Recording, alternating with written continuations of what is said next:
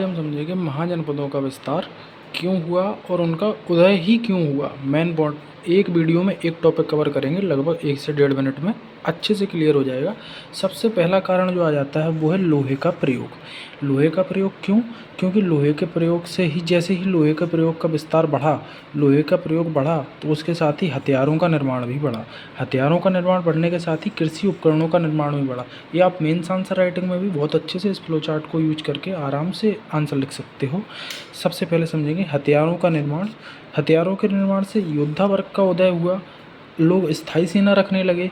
स्थायी सेना जब रखने लगेंगे तो जनपदों का विस्तार होगा। छोटे जनपद बड़े जनपदों की गिरफ्त में आएंगे, बड़े जनपदों छोटे जनपदों को कैप्चर करेंगे तो जनपदों का विस्तार होगा। जैसे ही जनपदों का विस्तार होगा तो महाजनपदों का निर्माण होगा। सबसे पहला पॉइंट, सबसे की पॉइंट, कृषि उपकरण समझते हैं। कृषि उपकरण, जैसे ही लोहे की उपयोगिता बढ़ी तो कृषि उपकरणों का उपयोग भी बढ़ा।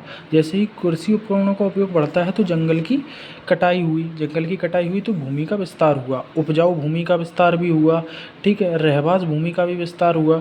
जब उपजाऊ भूमि का विस्तार होगा तो उसके साथ ही उत्पादन में भी तो वृद्धि होगी। जब उत्पादन में वृद्धि होएगी तो राजस्व कोष समृद्ध होगा। जब राजस्व कोष समृद्ध होगा तो स्थायी सेना का विकास होगा। तो वो फिर से वही पॉइंट आ जाता है घूम फिर के महाजनपदों के निर्माण में। जब जनपदों का विस्तार कैसे होगा? स्थायी सेना का विकास होगा। तो स्थायी सेना का विकास कैसे होगा? जब राजकोष समृद्ध होगा। राजकोष समृद्ध कैसे होगा? जब उत्पादन में वृद्धि होगी। तो उत्पादन में वृद्धि होगी, ज़्यादा कर लिया जाएगा तो राजकोष समृद्ध होगा, तो स्थायी सेना का विकास होगा। जैन व बौद्ध धर्म की भूमिका क्या रहती है महाजनपद के विस्तार में? तो जैन व बौद्ध धर्म की भूमिका ये रहती है, अहिंसा के सिद्धांत पर दोनों ही धर्म बात करते हैं। तो व्यापार को बढ़ावा दिया, व्यापार को ज़्यादा बढ़ावा देंगे तो नगरीकरण होगा। यही नगर बाद में राजधानी बनते हैं महाजनपदों की, तो नगरी एक तरह से ये भी प्रभावित करते हैं। ठीक है, तो क्षेत्रीय विकास की भावना का उदय भी होता है। क्षेत्रीय विकास की भावना का उदय कैसे? क्योंकि जनपदों में स्थायी रहवास पे बल दिया गया है। जब जनपद थे तो उनमें स्थायी रहवास पे जब बल दिया गया, क्योंकि जब वैदिक युग में जब जैसे जन इकाई जो सबसे बड़ी इकाई थी उसमें स्थायी रहवास नहीं था, तो जनपदों के टाइम पे स्थायी रहवास पे बल दिया गया, तो जिसके प्रति क्षेत्र के प्रति निष्ठा की भावना का उदय होता है। ये भी एक मुख्य कारण है महाजनपदों के निर्माण में।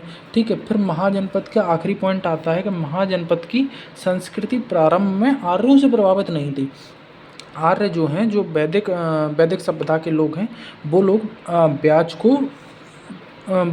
को मान्यता नहीं देते हैं, ब्याज को अच्छा नहीं मानते हैं। तो ब्याज को मान्यता महाजनपद काल के लोगों ने दी, तो इसके प्रति व्यापार को बढ़ावा मिलता है। तो जैसे ही व्यापार को बढ़ावा मिलेगा तो महाजनपद में नगरों का विस्तार होगा। नगरों का विस्तार होगा तो राजस्व कोष में वृद्धि होगी। राजस्व कोष में वृद्धि होगी तो स्थायी सेना का अस्तित्व होगा। स्थायी सेना का अस्तित्व होगा तो महाजनपद, जो बड़े बड़े जनपद हैं, छोटे जनपदों पर आक्रमण कर उनको संगठित करेंगे, जिसके थ्रू जो जनपद हैं वो महाजनपदों में कन्वर्ट हो जाएंगे। तो this is the whole point, क्यों महाजनपदों का उदय हुआ। एक वीडियो में एक टॉपिक कवर करेंगे, ज़्यादा से ज़्यादा अच्छी इन्फॉर्मेशन।